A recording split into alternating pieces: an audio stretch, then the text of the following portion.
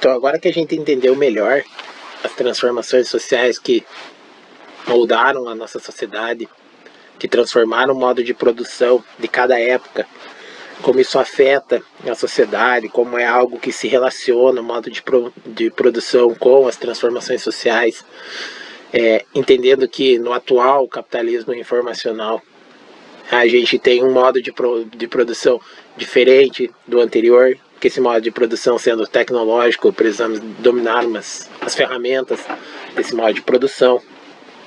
A gente começa a entender que a gente precisa buscar qualificação.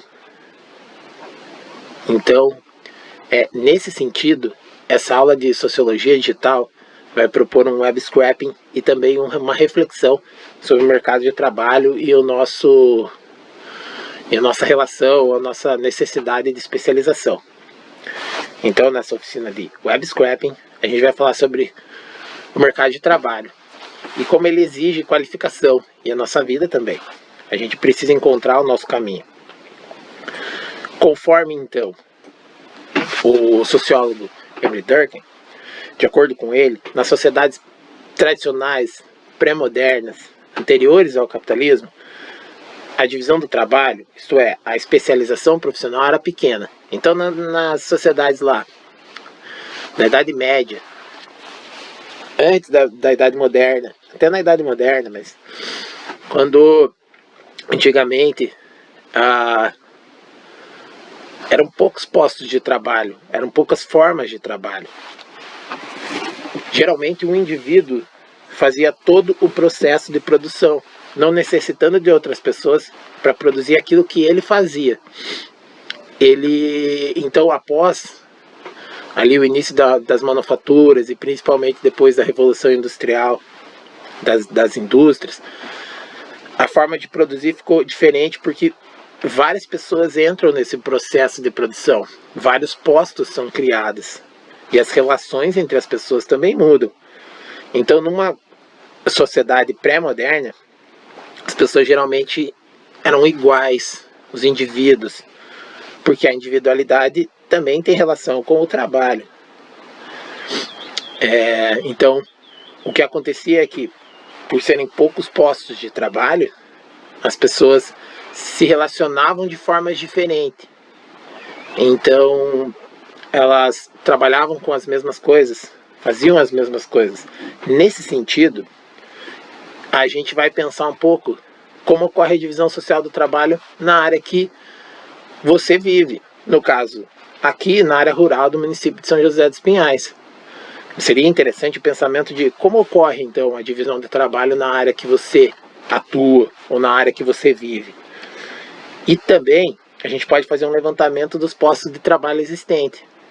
Seria interessante fazer esse levantamento, fazer uma planilhinha ali, um banco de dados com isso, mas para essa reflexão, pense rapidamente. Quais são os postos de trabalho que existem aí? O que diferencia as pessoas em relação ao trabalho, como elas se relacionam. E também como funciona a hierarquia. Quem diz que a sequência das coisas será naquele formato? Quem direciona os postos de trabalho ou até mesmo as empresas? Para isso, antes da gente continuar essa reflexão sobre a divisão do trabalho, a gente vai, que foi proposta pelo Durkheim, a gente vai pensar um pouquinho sobre o poder de dominação, descrito pelo Max Weber. Então, Weber, em Poder e Dominação, para ele, que é um sociólogo alemão, a dominação é um fenômeno social intrínseco a todas as sociedades e presente em diversas relações sociais. Então, para esse sociólogo, o poder é a imposição da vontade de uma pessoa ou instituição sobre os indivíduos. E a dominação é a probabilidade de encontrar obediência para ordens específicas dentro de determinados grupos de pessoas. Por isso, a dominação legitimada pela aceitação confere autoridade a quem exerce o poder. Ou seja, a dominação, ela é a probabilidade de encontrar obediência. Quando as pessoas...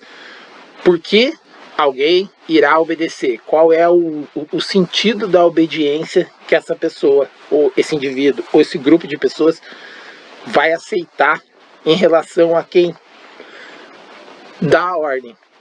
Então, a quem tem o poder. E ele diz que existem 3 tipos puros de dominação. O legal, que é a dominação oficial, por meio de convenções estabelecidas. Uma autoridade que está dentro da lei e possui direitos e deveres. Nesse sentido, a gente pode pensar que um policial é uma autoridade, mas a atuação dele respeita as regras, as leis, ou ele também será punido. Ele não pode fazer tudo por ser uma autoridade. Se ele usar de violência, ele tem que responder por essa violência que ele usa. Mas ele é uma autoridade e é uma dominação legal. Ele tem esse direito de agir em prol do coletivo, né? Mas não de usar a violência, porque ela está determinada a todos os indivíduos de forma igual, indiferente da autoridade que se tenha. Para o Weber, o Estado seria desnecessário se os indivíduos não fossem violentos. Então o Estado é uma força violenta para controle da violência. Ele tem essa permissão ao controle, mas se os indivíduos não fossem violentos, o Estado seria desnecessário, na visão de Max Weber, e é claro, dentro dos tipos puros de dominação. A dominação tradicional, então, é a forma de dominação pelo respeito à tradição. A forma mais comum desse tipo de autoridade vem do sistema patriarcal, que domina a sociedade.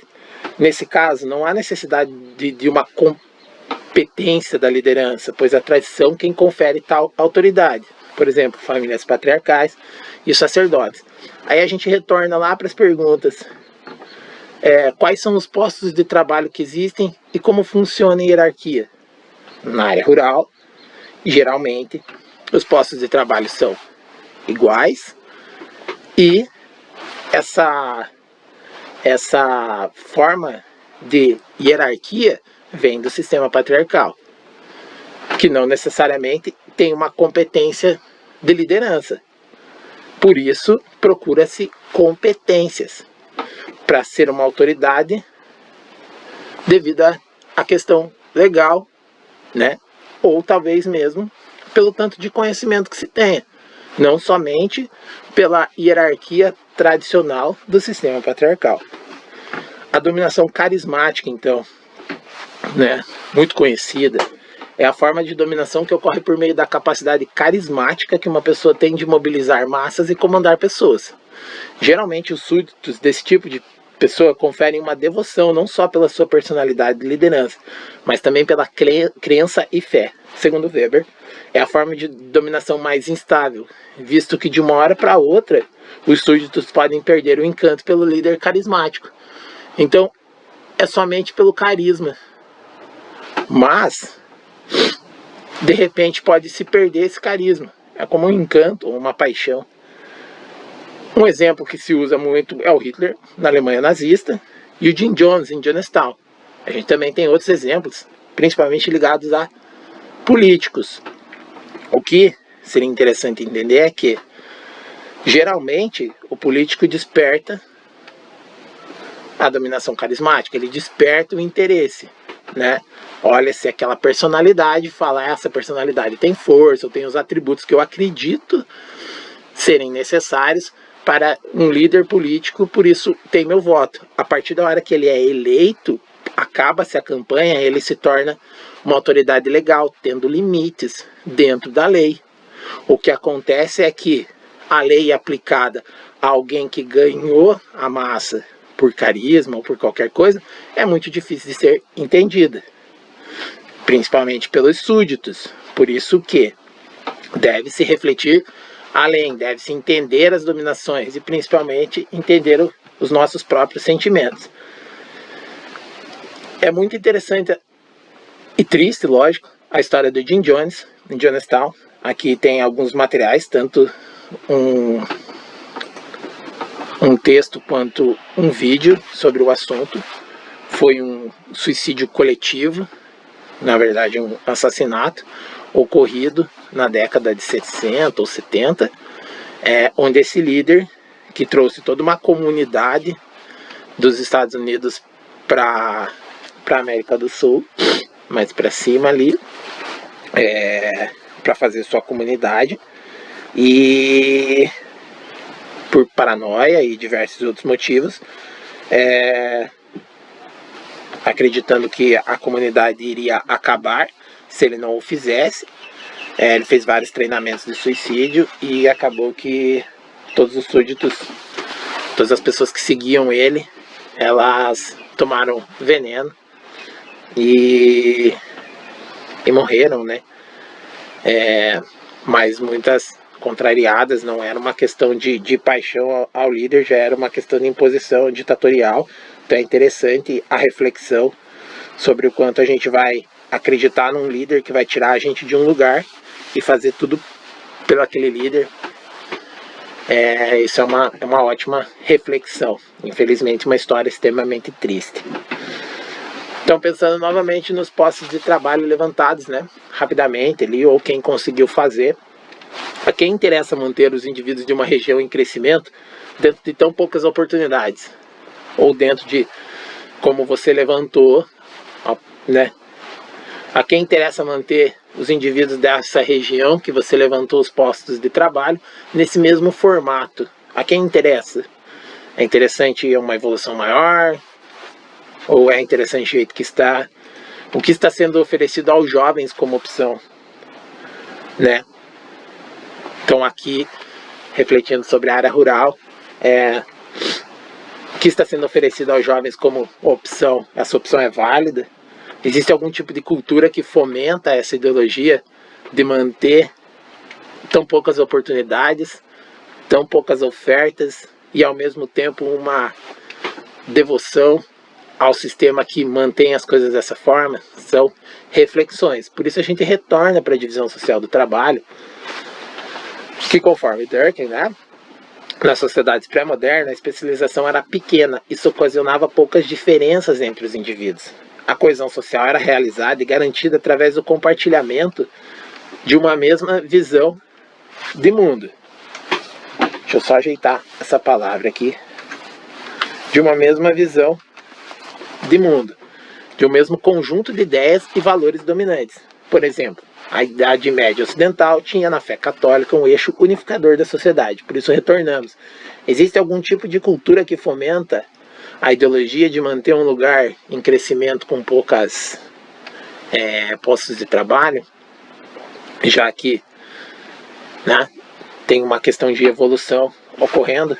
Já nas sociedades modernas, a divisão do trabalho se acentuou, surgindo uma variedade de especializações profissionais e, com isso, individualidades. A sociedade moderna conta com uma grande diversidade de religiões e visões de mundo. O aumento da especialização profissional torna as pessoas mais interdependentes, uma vez que elas exercem funções específicas e, portanto, são mais difíceis de serem substituídas no mundo do trabalho. Ou seja, quando o indivíduo começa a se especializar, ele se torna mais único. O posto de trabalho dele começa a ficar mais definido, quanto mais especialista vai se tornando. Então, nesse sentido, vamos buscar as nossas especializações e individualidades. Como aqui o foco é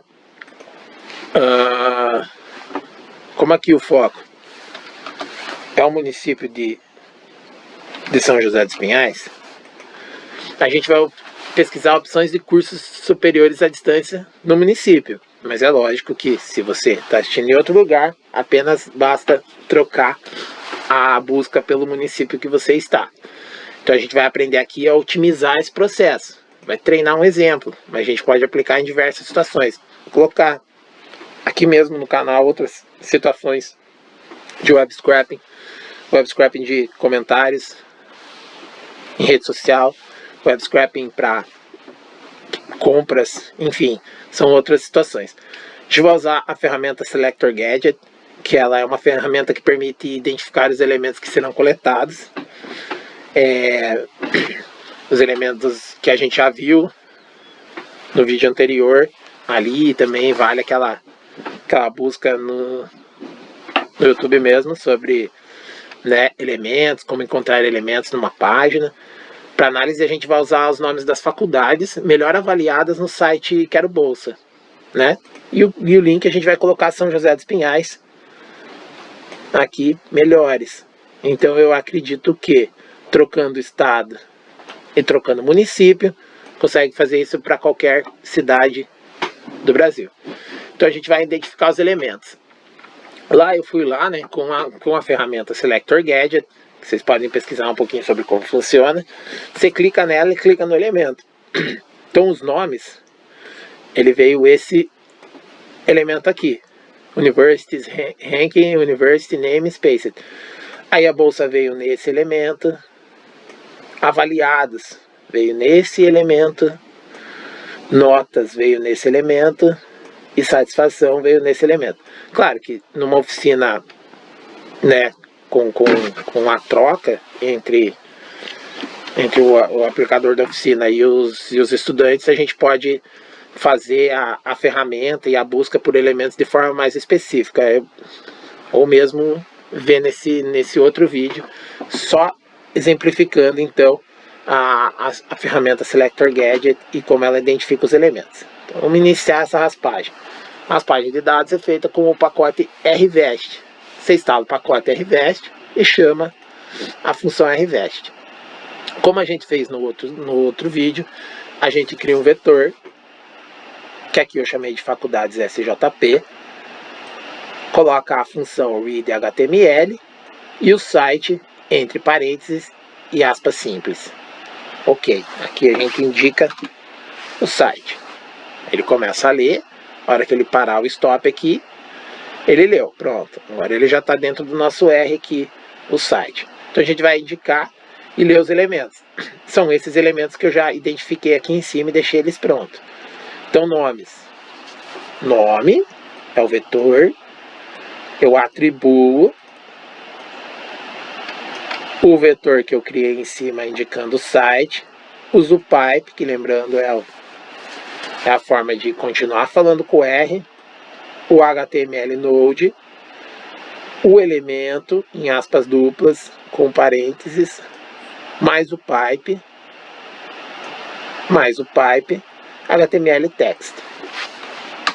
Então vamos ver aqui no cable se os nomes das faculdades vieram da forma correta. Aqui. Então o vetor e as faculdades que estão lá no Quero Bolsa com melhor avaliação. Então agora a gente vai indicar e ler o elemento bolsa. Mesmo formato. Vetor atribui o vetor criado com a função readHTML dentro da página, o pipe, HTML node, abre parênteses, aspas duplas, coloca o elemento sempre com o ponto e HTML text, porque o tipo de elemento é um texto. A gente vai olhar aqui no vir, bolsa. Ó, a FAI não oferece vaga no Quero Bolsa, mas ela é a melhor avaliada. Ok. Então a gente vai continuar com nosso chamando os elementos. Aqui a gente vai fazer o avaliados, sempre no mesmo formato. Então se a gente perceber, a gente só troca o nome do vetor e o elemento. O resto do código ele é idêntico. Avaliados. Ó, número de avaliação, número de alunos que avaliou, né? Ok. Agora a gente vai pegar as notas no mesmo formato, notas, as notas das faculdades,